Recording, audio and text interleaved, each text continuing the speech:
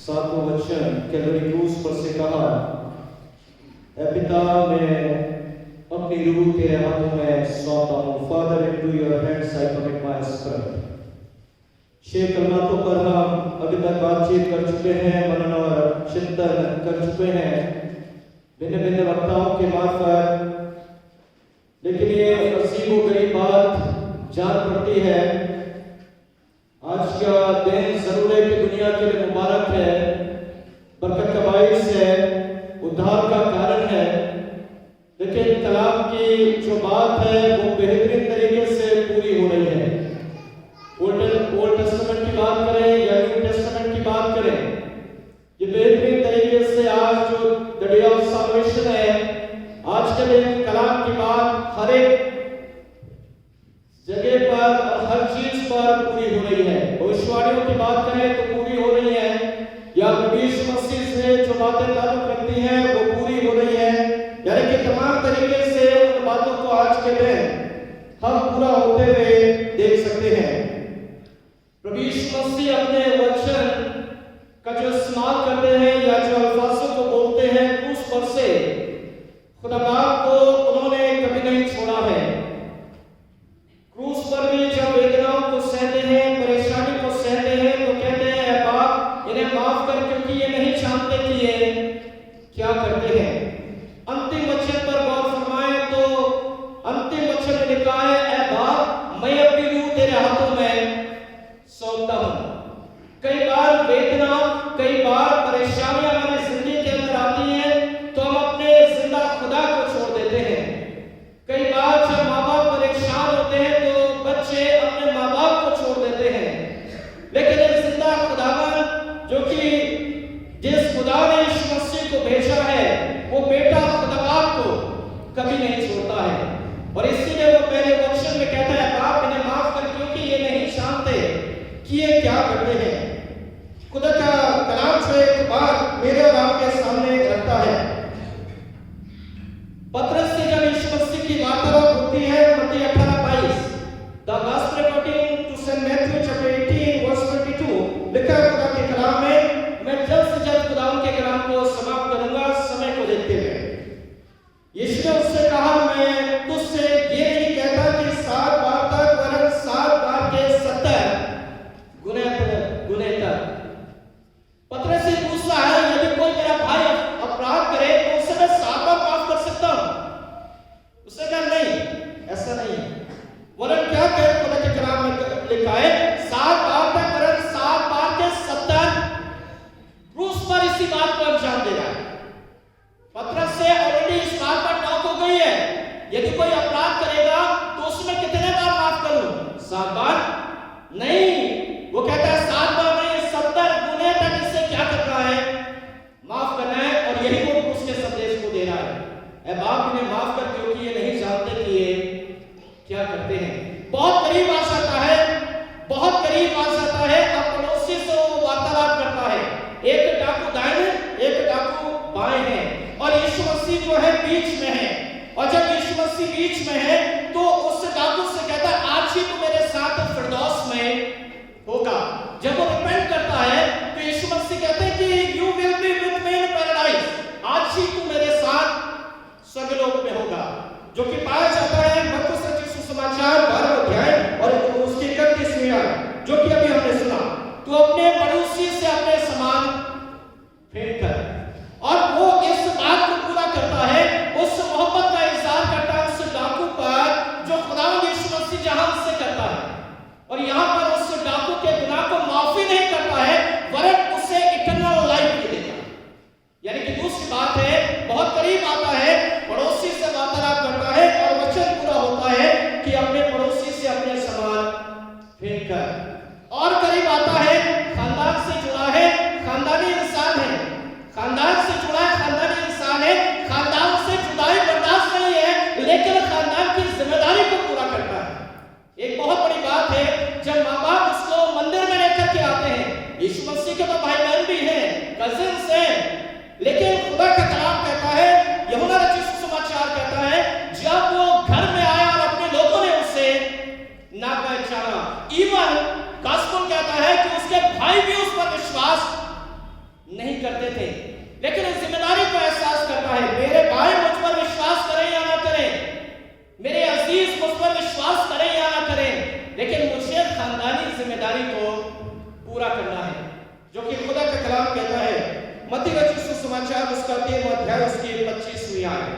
जहां पर यीशु मसीह और उसके खानदान का जिक्र है। मत्ती की इंजील 13:55 में आए, क्या वो बड़े का बेटा नहीं, और उसकी माता का नाम मरियम और उसके भाइयों का नाम याकूब, यूसुफ और यहूदा नहीं? ये खानदान का जिक्र है। उसके बाद यूसुफ भी है, यहूदा भी है, भाई भी है, मरियम भी, और उसके बाप का नाम क्या बड़े नहीं? ये खानदान के अजीज खानदान के लोग हैं, जिम्मेदारी को संभाल सकते हैं। लेकिन नहीं, यीशु मसीह, क्योंकि वो इस पर ईमान ही नहीं करते तो कैसे ट्रस्ट करे?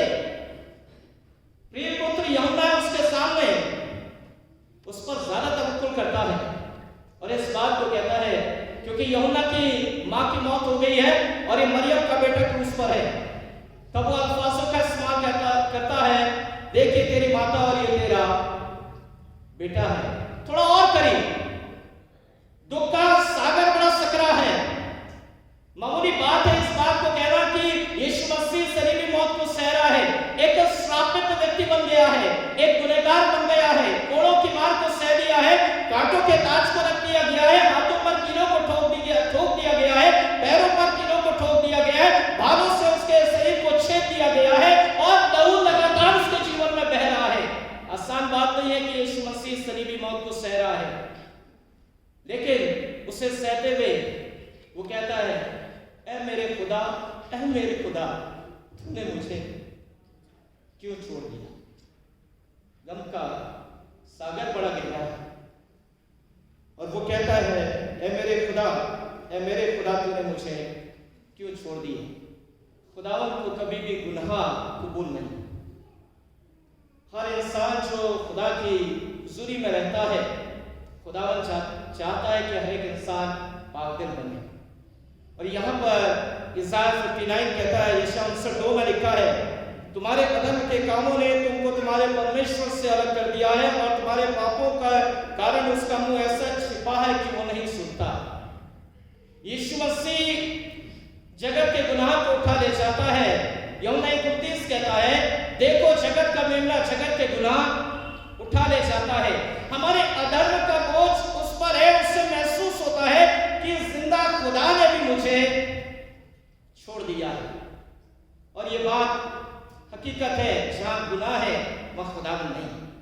जब यीशु मसीह गुनाह से लदा हुआ है तो कलाम कहता है अजीजों कि तुम्हारे गुनाह के कामों ने तुम्हारी जिंदगी को तुम्हारे खुदा से जुदा कर दिया है और वो तुम्हारी नहीं सुनता है। खुदा का कलाम कहता है कि परमेश्वर अपने अजीजों को कभी नहीं छोड़ता है। जब और करीब आता है तो अपने ऊपर बातचीत करता है। बड़ी तड़फन है, धूप का वक्त है और कहता है मैं प्यासा हूं। शरीर पर कोड़े लग चुके हैं, रक्त भी बह रहा है, पानी की भी कमी होती चली जा रही है। एज ए ह्यूमन बीइंग वो प्यासा है और जब प्यासा है तो वो अल्फाजों का इस्तेमाल करता है, मैं प्यासा हूं और करीब है। लेकिन एक सामने स्त्री से बड़ी उम्दा बात करते हैं। यूहन्ना रचित सुसमाचार 4वां अध्याय और उसके 10वें आयत। सामने स्त्री से जब वो मुलाकात करता है, बड़ी उम्दा बात करता है और कहता है, यीशु ने उत्तर दिया, यदि तू परमेश्वर के वरदान को जानती और ये भी जानती कि वो कौन है, तो जो तुझसे कहता है मुझे पानी पिला, तो तू उससे मांगती और वो तुझे जीवन का जल देता। सामने स्त्री से वो वार्तालाप करता है, यदि तू ये जानती जो तुझसे पानी मांग रहा है तो तू उससे बातचीत करती और तू जीवन का जल मांगती और वो तुझे देता। और कलाम कह रहा है कि जीवन का जल देता तो तू कभी प्यासी ना होती। जो जिंदगी का जल देता आज क्रूस पर प्यासा है, जो औरों को पानी पिलाता है वो आज प्यासा है। अजीबोगरीब बात है। ये जरूर है कि वो शारीरिक है और प्यासा है, ये जरूर है कि वो वेदनाओं को सह रहा और प्यासा है। यहां पर कलाम कहता है, यदि तू जानती तो मुझसे जीवन का जल मांगती और मैं तुझे देता और तू कभी प्यासी ना होती। सबसे बड़ी बात है कि वो हमारी जिंदगियों का प्यासा है।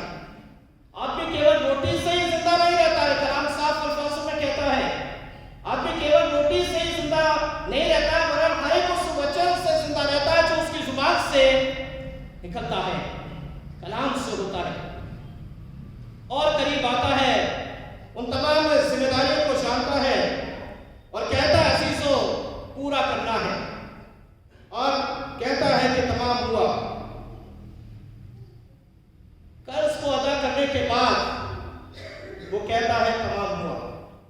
एक बड़ा कर्ज अदा करना है। कर्ज उसका नहीं, कर्ज हमारा। ये कर्ज उसका नहीं, लेकिन ये कर्ज हमारा है।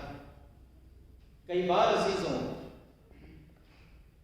हमारी जिंदगी में ऐसा वक्त आता है जब कोई इंसान इस दुनिया से रहलत फरमाता है, तो वो इंसान जो रहलत फरमाता है कर्ज में होता है, लेकिन उसका खानदान उस कर्ज को अदा करता है। यहां पर यीशु मसीह जब क्रूस पर है, कर्ज को जब अदा करता है, तो वो इस बात को कहता है कि पूरा हुआ। और जब हम कर्ज अदा करने की बात करें, तो खुदा का कलाम इस बात को कहता है, क्योंकि हमारी जिंदगी उसके लहू का मोल है, और जो कर्ज की कीमत है वो लहू है, और लहू बहाए बिना माफी नहीं। और जब लहू बिना बहाए माफी नहीं है, तो इसीलिए उसका रक्त क्रूस पर बह रहा है, जिसकी कीमत ऐसा नहीं है, जिसकी कीमत सोना चांदी नहीं है, लेकिन इस कर्ज की अदाई है यीशु मसीह, जो कि जगत का मेलना बंद करके इस जान में आया है, ये उसकी अदायगी है। और खुदा का कलाम कहता बहुत करीब है, दुनिया की जिम्मेदारी को समझता है, लेकिन बहुत करीब है। और जब करीब है तो कहता है, ऐ बाप, मैं अपनी रूह तेरे हाथों में सौंपता हूं। The word of authority on death, यीशु मसीह मृत्यु के अधिकार का वचन बोलता है, मृत्यु पर जयवंत का वचन बोलता है। और जब मृत्यु पर अधिकार का वो वचन बोलता है, तो कहता है अजीजों कि मैं अपनी रूह तेरे हाथों में सौंपता हूं। 44वीं और 45वीं आयत पर मैं आपके ध्यान को केंद्रित करूंगा, लूका रचित सुसमाचार के 23वें भाग पर, जहां पर थोड़ा वक्त और लूंगा, मैं खुदा के कलाम को आप तक पहुंचाना चाहूंगा, जो कि खुदा का कलाम कहता है 44वीं और 45वीं आयत में, सारे देश में अंधियारा छा जाता है। जब सारे ही देश में अंधियारा छा जाता है, तो खुदा के कलाम में लिखा है, लगभग दोपहर से 30 से पहर तक सारे देश में अंधियारा छाया रहा और सूर्य का उजियाला जाता रहा। कई बार हम अपनी जुबानी कहते हैं कि सूर्य अस्त नहीं होता। कई बार हम बहुत से अल्फाजों का इस्तेमाल करते हैं, और बाइबल इस जिक्र को करती है कि उस वक्त में सारे देश में अंधियारा छाया रहा। छाया रहना तो लाजमी है। जब धार्मिकता के सूर्य का अंत होगा तो यही होगा। छाया रहना, अंधेरा जरूरी है, कलाम की बात को पूरा होना जरूरी है, जो कि खुदा का कलाम कहता है। आमोस उसका 8वां अध्याय, उसकी 9वीं और 10वीं लिखा है, लगभग दोपहर के 30 से पहर तक सारे देश में अंधियारा छाया रहा और सूर्य का उजियाला जाता रहा। आमोस चैप्टर 8 वर्स 9 और 10 खुदा के कलाम में लिखा है, परमेश्वर की यह वाणी है, इस समय मैं सूर्य को दोपहर के समय अस्त करूंगा। लिखा है खुदा के कलाम में 8, 9, 10 कहता है, परमेश्वर यहोवा की यह वाणी है, उस समय मैं सूर्य को दोपहर के समय अस्त करूंगा और उस देश को दिन दोपहरी अंधियारा कर दूंगा। मैं तुम्हारे पर्वों के उत्सव को दूर करके विलाप कराऊंगा और तुम्हारे सब गीतों को दूर करके विलाप के गीत गवाऊंगा, और तुम सब के सिरों को मुड़वाऊंगा और ऐसा विलाप कराऊंगा जैसे इकलौते पुत्र का होता है, और उसका अंत कठिन दुख के दिन का सा होगा। हम सोचते हैं कि सूर्य अंधियारा हो गया। खुदा का कलाम कहता है कि परमेश्वर यहोवा की वाणी, उस समय में सूर्य को दोपहर के समान अस्त करूंगा। इसीलिए जो है सूर्य अंधियारा हो जाता है, दोपहर के वक्त में अंधियारा छा जाता है। 8, 9 की ये भविष्यवाणी पूरी हो जाती है कि सूर्य अंधियारा हो जाता है। और जब सूर्य अंधियारा हो जाता है, खुदा का कलाम कहता है, जैसे 45 आयत में लिखा है, मंदिर का पर्दा फट करके 2 टुकड़े हो गया। अब क्या होता है, तो नई चीज होती है, सूर्य अंधियारा हो जाता है, अंधकार छा जाता है, लेकिन एक बड़ी अनोखी चीज होती है कि मंदिर का पर्दा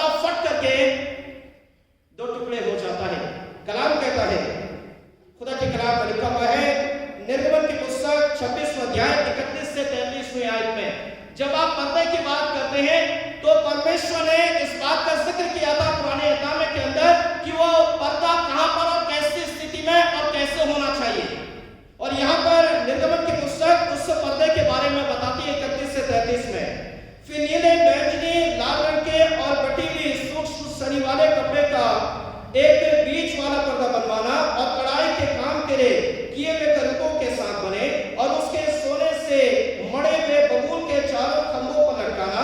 इनकी अंकड़ियां सोने की हो और ये चांदी की 4 कुर्सियों पर खड़ी रहे और बीच वाले पर्दे की अंकड़ियों के नीचे लटकाकर उसकी आड़ में साक्षी पत्र का संदूक और भीतर ले जाना। इस प्रकार बीच वाला पर्दा तुम्हारे लिए पवित्र स्थान को पवित्र स्थान से अलग किए रहे।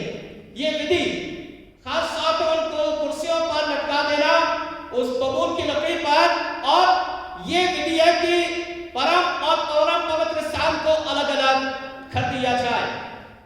लिखा है खुदा के कलाम में बैंजनी वस्त्र का यहाँ पर, इस बैंजनी पर्दे का यहाँ पर इस्तेमाल किया गया है। जब हम खुदा के पाक कलाम पर अमल फरमाते हैं तो यीशु मसीह को कौन सा वस्त्र पहनाया गया? बैंजनी वस्त्र। खुदा का कलाम जो कहता है मरकुस रचित सुसमाचार उसका 15वां अध्याय उसकी 17वीं आयत में लिखा है, और उन्होंने उसे बैंजनी वस्त्र पहनाया और कांटों का ताज गूंथ कर उसके सर पर रख दिया। उसे बैंजनी वस्त्र पहनाया जाता है। मत्ती की इंजील 27 और 28 में लिखा है उसे लाल बागा भी पहनाया जाता है। खुदा का कलाम कहता है मंदिर का पर्दा बैंजनी है, तमाम तरीके से करूब उसमें बने हैं, संदूक साक्षी वहां पर संदूक वहां पर मौजूद है, साक्षी पत्र वहां पर मौजूद है, हारून की छड़ी वहां पर मौजूद है, और वहां पर पवित्र और महापवित्र सब अलग अलग है। और खुदा का कलाम कहता है कि वो बैंजनी जो पर्दा है वो फट करके 2 टुकड़े हो जाता है। तब क्या होता है जब मंदिर का पर्दा फट करके 2 टुकड़े हो जाता है? खुदा के कलाम में एक बहुत बड़ी बात मेरे और आपके सामने रखता है। इब्रानियों की पत्री उसका 6वां अध्याय उसकी 19वीं आयत, हिब्रू चैप्टर 6 वर्स 19, खुदा के कलाम में लिखा है वो आशा हमारे प्राण के लिए ऐसा लंगर है जो स्थिर और दृढ़ है और पर्दे के भीतर तक पहुंचाता है। यीशु मसीह जब क्रूस पर क्रूसिफाइड हो गया उसने हमारी जिंदगी को पर्दे के अंदर तक पहुंचा दिया। हिब्रू चैप्टर 6 वर्स 19 कहता है, खुदा के कलाम में लिखा है कि स्थिर और दृढ़ है और पर्दे के भीतर तक। आज के दिन मेरी और आपकी पहचान पहुंच खुदा बाप तक हो गई। हिब्रू अनोन राइटर कहता है कि खुदावंद यीशु मसीह जो कि स्थिर है उससे ऐसा आशा का लंगर हमारे जीवन के लिए तैयार किया है जो दृढ़ और स्थिर है, और हमारी पहुंच उस पर्दे के भीतर तक कराता है। कितनी बड़ी बात है कि आज मंदिर का पर्दा फट करके 2 टुकड़े हो गया। यीशु मसीह के जिस्म का फटना हमारी पहुंच का खुदावन तक होना है। कलाम कहता है मंदिर का पर्दा फट करके 2 टुकड़े हो गया। मंदिर का पर्दा तब फटा जब यीशु मसीह क्रूस पर बलिदान हुआ। यदि यह बलिदान नहीं होता तो मंदिर का पर्दा आज भी होता। लेकिन खुदा का कलाम कहता है उसे एक ऐसे लंगर को हमारे जीवन के लिए तैयार किया जो दृढ़ और स्थिर है, और हमारी पहुंच जो है कहां तक कराता है? परमेश्वर तक कराता है। खुदा का कलाम आगे मेरी और आपकी जिंदगी को लेकर के चलता है। खुदा बाप का कलाम कहता है यीशु अपनी रूह को खुदा को सौंपता है। 46 में कहती है ए बाप मैं अपनी रूह तेरे हाथों में सौंपता हूं। जब मौत के कोई करीब होता है अजीजों तो वो अपनी जिंदगी को अधिकतर खुदा को हम सौंपते हैं। राजा दाऊद भी वचन 31:5 में कहता है मैं अपनी आत्मा तेरे हाथों में सौंपता हूं। यहूदी लोग खास तौर पे सायंकालीन समय में या रात्रि के समय में दुआ करते थे कि हम अपनी रूह तेरे हाथों में सौंपते हैं। और प्रभु यीशु मसीह भी जो है इससे करने के मार्फत इस वचन के द्वारा अपनी जिंदगी को प्रभु के हाथों में सुपुर्द करता है। यहां पर खास तौर पे जो कलाम कहता है यहां पर जो है जोर और जबरदस्ती नहीं है। यहां पर यह नहीं है कि प्रभु यीशु मसीह जोर जबरदस्ती में आकर के शैतान की ताकत में आकर के इस काम को अंजाम दे रहा है, नहीं, वरन फ्रीली वो अपने जीवन को अपनी रूह को खुदा को सौंपता है। यूहन्ना रचित सुसमाचार 10वां अध्याय और उसके 18 लिखा हुआ है कोई उससे मुझसे छीनता नहीं वरन मैं उससे आप ही देता हूं। मुझे उससे देने का भी अधिकार है, उससे फिर लेने का भी अधिकार है। ये आज्ञा मुझे मेरे पिता से मिली है। कोई मुझसे छीनता नहीं है, वरन मैं इसे आप देता हूं, और जहां से मैं आया हूं वहां मैं जाता हूं। यही धार्मिकता के सूर्य का अंत हो जाता है। यानी कि यह बात, मैं अपनी रूह को तेरे हाथों में सौंपता हूं, कोई मुझसे छीनता नहीं है, वरन मैं इसे आप देता हूं, क्योंकि इससे मुझे देने का भी अधिकार है और उससे मुझे लेने का भी अधिकार है, और ये आज्ञा मेरे पिता से मुझे मिली है। मलाकी उसका 4 अध्याय उसकी दूसरी आयत में लिखा है, क्योंकि यीशु मसीह धार्मिकता का सूर्य है, और जब धार्मिकता के सूर्य की डेथ होगी तो नेचुरल है कि आमोस 8, 9, 10 तो पूरा होगा, लेकिन धार्मिकता का सूर्य जब इस जाए पानी से रहलत फरमाएगा, नेचुरली है कि अंधेरा होगा। मलाकी चैप्टर 4 कहता है, परंतु तुम्हारे लिए जो मेरे नाम का भय मानते हैं, धर्म का सूर्य उदय होगा और उसकी किरणों के द्वारा तुम चंगे हो जाओगे, तुम निकलकर पले हुए बछड़ों के समान कूदोगे और फादोगे। यहां पर खुदा का कलाम कहता है कि धर्म का सूर्य उदय होगा और उसकी किरणों के द्वारा तुम, ना जाने कितने लोग चंगे हो गए, ना जाने आज कितने मुर्दे जी गए। ये धार्मिकता का सूर्य है, और जब धार्मिकता का सूर्य उदय होगा तो ये सब कुछ होगा। लेकिन आज धार्मिकता के सूर्य का क्या हो रहा है? अंत हो रहा है। अब जिसके कारण क्या हो गया है? अंधेरा छा गया है, और जब अंधेरा छा गया है तो यीशु मसीह कहता है, ऐ बाप, मैं अपनी रूह तेरे हाथों में सौंप देता हूं। क्यों सौंपा? मैं चाहता हूं कोई मेरे से पढ़े जॉन चैप्टर 16 वर्स 28। यूहन्ना रचित सुसमाचार 16वां अध्याय 28 में आए। ये बड़ा जरूरी बात है जो यीशु मसीह अपने अल्फाजों के द्वारा बांटता है। John chapter 16 verse 28।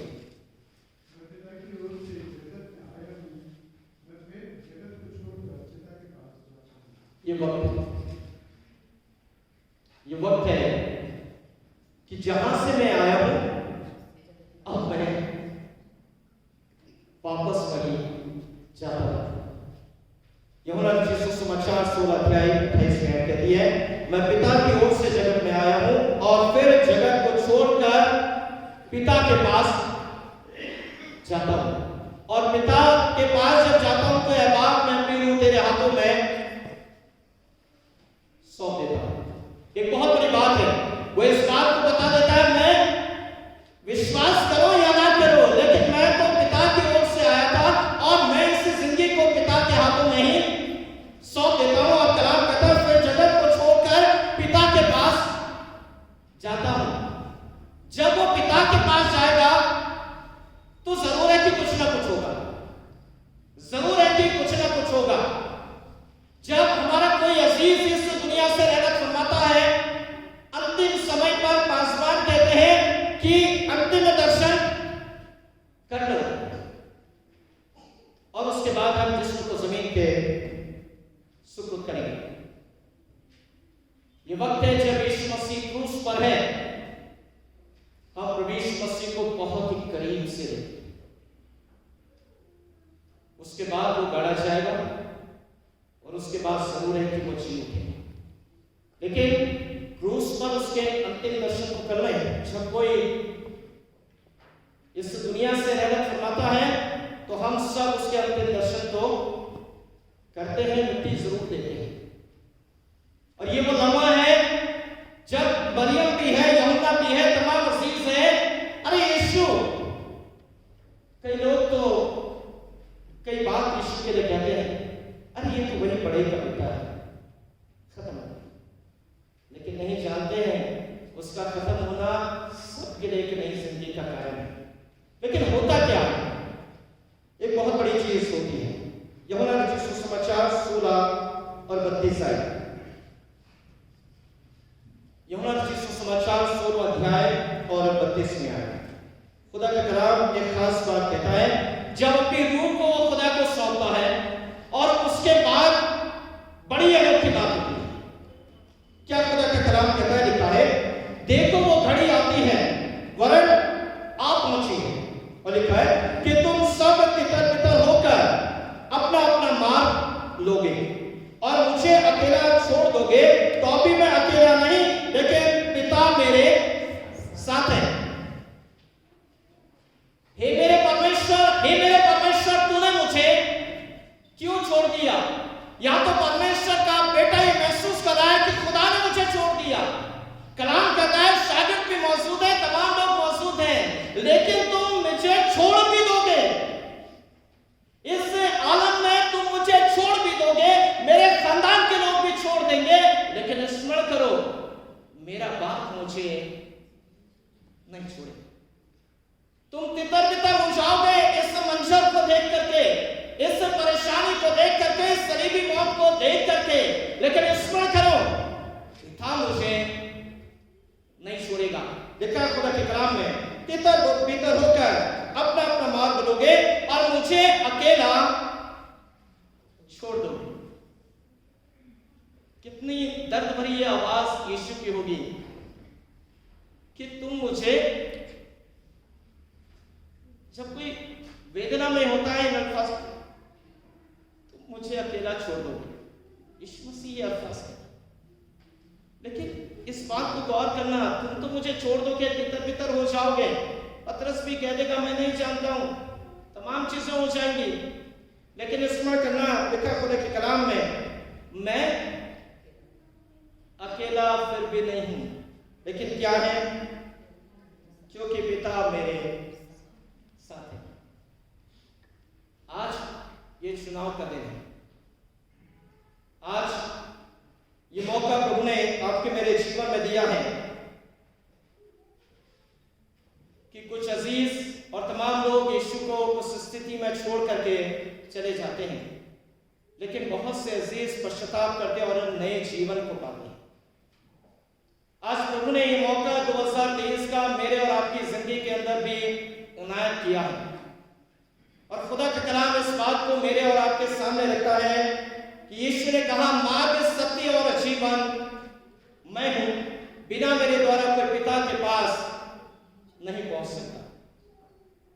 खुदा का कलाम कहता है तुम मुझे अकेला छोड़ दोगे, लेकिन पिता मेरे साथ में है। और कलाम कहता है आज प्रभु आपके मेरे जीवन में इस मौके को देता है। कई बार हमारी जिंदगी खुदाबाद को छोड़ देती है, यीशु मसीह को छोड़ देती है, और यीशु ये एहसास हमारे जीवन में करा देता है तुम मुझे अकेला भी छोड़ दो कोई बात नहीं, लेकिन स्मरण करो कि परमेश्वर मेरे साथ में है। आज एक अनोखी चीज है, उस बात को कह के मैं खुदावंद के कलाम को समाप्त करूंगा। एक बात मेरे जहन में आई, मैं उससे शेयर करना चाहूंगा। तुम मुझे छोड़ दो, अकेला छोड़ दो, लेकिन खुदा बाप मेरे साथ में है। आज खुदा बाप एक बात मेरी और आपकी जिंदगी से कहना चाहता है, तुम मुझे छोड़ दो, अकेले छोड़ दो, तब भी मैं तुम्हारे साथ। आप छोड़ दीजिए खुदा, यीशु मसीह को छोड़ दीजिए, लेकिन वो तब भी तुम्हें, ये फर्क, यही फर्क, क्योंकि जो मेरे अजीजों को छूता है वो मेरी आपकी पुत्री को छूता है। कलाम कहना चाहता है वो हमें छोड़ना नहीं चाहता है, वरन हमारी जिंदगी को बचाना चाहता है। हम भले ही उसे छोड़ दें, लेकिन वो छोड़ना नहीं चाहता है। वो क्या कहता है, यूहन्ना जॉन चैप्टर 14 में लिखा है जहां मैं रहूंगा वहां मेरे लोग रहेंगे। और क्रूस की ये बरकत, क्रूस का ये सैक्रिफाइस हमारे जीवन में एवरलास्टिंग लाइफ के दरवाजे को खोल देता है। यदि कोई नए सिरे से ना जन्मे तो परमेश्वर के राज्य को देख नहीं सकता। आज मौका है, प्रभु ने आपकी मेरी जिंदगी के अंदर इस मौके को दिया है कि हम अपने बेजा कामों से पश्चाताप कर एक नई राह में आगे बढ़ जाएं। और वो नई राह यीशु मसीह आपके मेरे सामने इस क्रूस के बलिदान के साथ रखता है। यदि आप में उस रास्ते का इकरार करते हैं तो आप में प्रभु में एक नया इंसान बन जाएंगे, और प्रभु आपको आसमानी और जमीनी बरकतों से सेर और आसूदा करेगा, और उस मिरास का भागीदारी बनाएगा जिससे खुदावंद ने हमारी जिंदगी के लिए तैयार किया है। आइए हम लोग से दुआ करें। हमारे जीवित और सामर्थ प्रभु आपके विशेष अनुग्रह के धन्यवाद। यीशु मसीह के बलिदान के धन्यवाद, सातों कलमातों के धन्यवाद। इन सातों कलमातों पर खुदा तेरी खास बरकत हो। ये जरूर है कि हमारी जिंदगी के मुबारक करें। हमें सभी को ऐसी तौफीक दे, तेरे राह का इकरार करें और तेरी मर्जी के मुताबिक चलें। कलाम तेरे खास यीशु आमीन।